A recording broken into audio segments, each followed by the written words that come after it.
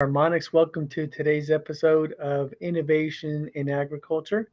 And today I want to talk a little bit about climate change. Now, it's kind of interesting.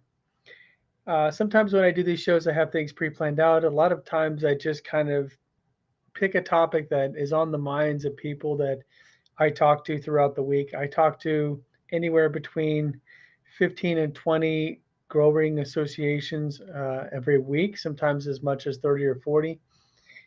And they range all the way from thousands or tens of thousands of hectares of land down all the way to a few hectares. And I've been hearing a lot about people talk about climate change and how climate change is affecting their farming operation. And I kind of wanted to start by just asking you, if you're watching this live here, please put down in the chat, put down in the Facebook or the YouTube, just in the comment section, just put down how climate change has affected you and your farm, or if it has affected you, because I'm very interested to know from the grower's perspective what they've noticed in terms of differentials in yield, differentials in inputs, differentials in water usage or water availability, and these types of things. Now, I'm going to cover a few topics that I've heard over the last, 10, 15 weeks, just because I've been hearing quite a bit of it, especially in areas like Africa, India, and these types of places. So, climate change is obviously sometimes a controversial topic, and some people will say that there's no such thing as climate change or there's no such thing as global warming. And other people will say it's an imminent threat. We have to do something yesterday, and if not yesterday, at least now. But I kind of wanted to discuss just the overall idea of environmental stewardship, because I think that's the most important thing. I think we can get political about it. We can really kind of get into these types of arguments about it. But I think everybody would agree that climate stewardship and stewardship of our environment is a key component in sustainability. Sustainability is an important concept in agriculture because unless you're at the end of your life and you don't really care what happens to you or your farm after you die, if you want to transfer your farm to the next generation, to your family, or you want to sell it and leave your family a nice legacy, or even if you just want the future generations and kids and everybody to eat healthier and to have a healthy environment to live in, I think you'll understand that sustainability and stewardship is an important component. And if you're just starting off your journey as a farmer, of course, you'll need to look at sustainability because it's not all about getting a yield out this year. I think sometimes it becomes very easy to focus only on what's happening, what's right in front of you, whether it's global warming, hot environments, lack of water, nutrient availability, nutrient costs, these types of things. It's very easy to get wrapped up in the current problems. But the question is, how do we solve today's problems and get better yield and better quality and still have a sustainable approach, which is going to carry forward into the future? And the very interesting thing about rolling out the Kiminasi crop booster technology over the last 2.5 years is the belief that's very common out there, which is that this is a super complex problem, that the entirety of not only getting a good yield out and getting a good crop out, but also doing so in a way that's sustainable and managing all these variables is a very complex kind of process. And I think that the reason why it's become complex is because farmers have been chasing problems around. They've been kind of just going to, we call it outpoint correct, outpoint correct. What it means is problem solution, problem solution. In other words, you have a problem. Let's say you have insects on your farm. Solution: spray pesticides that kill the insects, right? Well, you have fungal problem. Next year, you have fungal problems on your farm. Spray a fungicide and kill the fungus, right? You have water shortages and water unavailability. Reduce, plant less of your farm, or go out and get water from other sources, or try to drill a well and do these things, right? So the soil does not have enough nitrogen in it to sustain a good crop. So what do? You add fertilizer, add chemical urea or chemical nitrogen to add nitrogen to boost production, right? This process is what we call outpoint correct. In other words, you see a problem or something that shouldn't be there, that is there, or you see something that should be there that is not there, and you consider that something of a non-optimum situation. So you try to solve that problem. But just looking at at the issues of growing from that viewpoint, you're going to wind up just continually chasing these problems, and they keep creating other problems. For example, if you spray too much insecticide on your field, you're going to also kill microbial activity in the soil, and that's going to reduce the nature's natural process of sequestering carbon and nitrogen, which plants need to survive. And that means you're going to then have to add more fertilizer because the microbes are not doing their job, right? And then you're going to have the fertilizers will raise the electrical conductivity of the soil, which further reduces microbial activity. And so then you have to add things like potassium and phosphorus and other nutrients, not just nitrogen.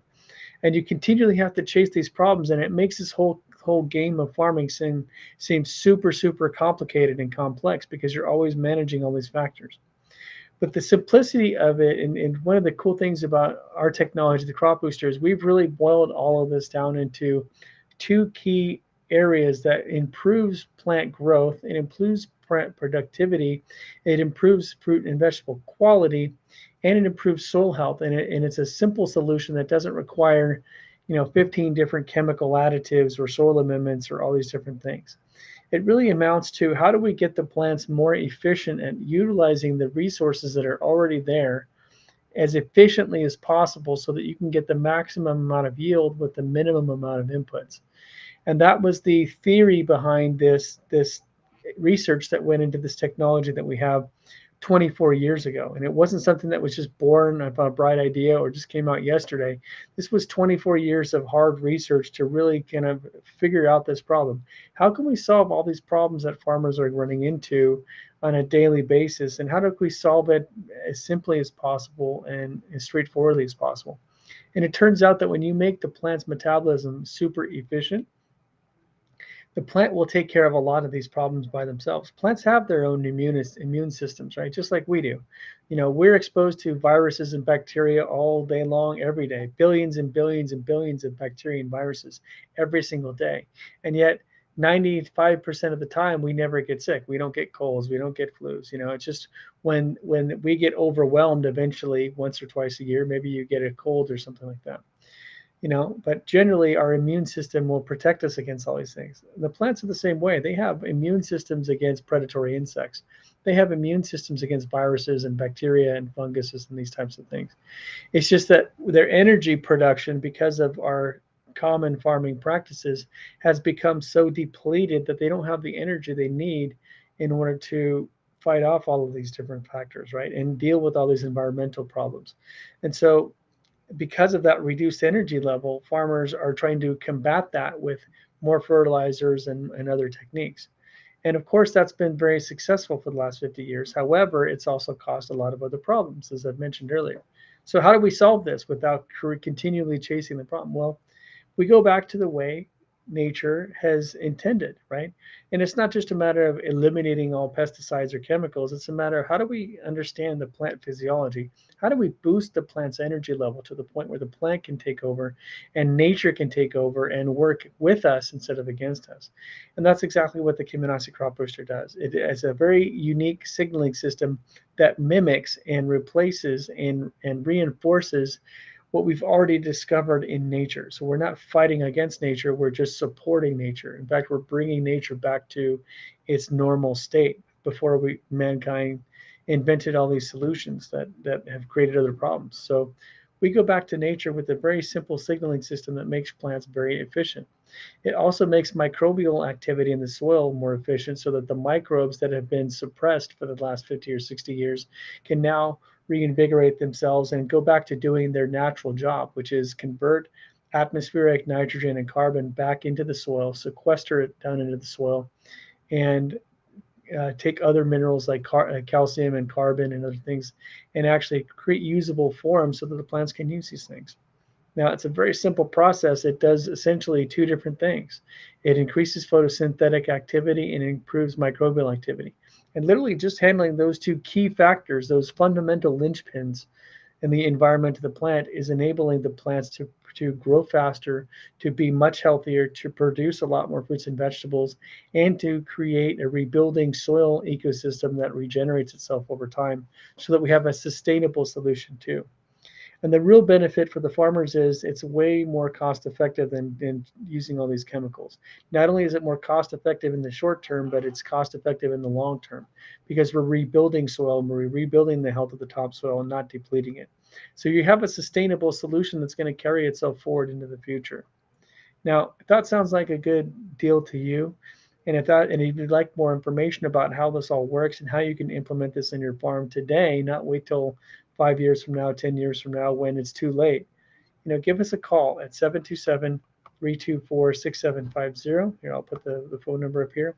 Give us a call and talk to one of our consultants, and we'll work with you to help your farm, improve and improve its effectiveness and its efficiency.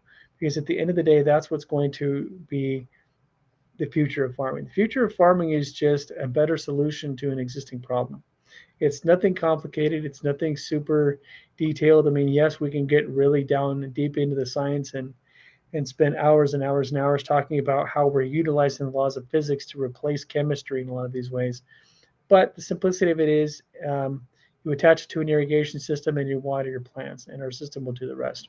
So if that sounds like something you'd like to get behind and you'd like more information on it, again, give us a call, 727-324-6750, or go to our website at harvestharmonics.com. Check out the science, check out our case studies, fill out a request for quote form, and let's work together so that you can become part of the future of farming today. Not tomorrow, not 5 years from now, not 20 years from now, today. So let's get started today and help your farm become part of the future. Hope to hear from you soon, and we'll talk again.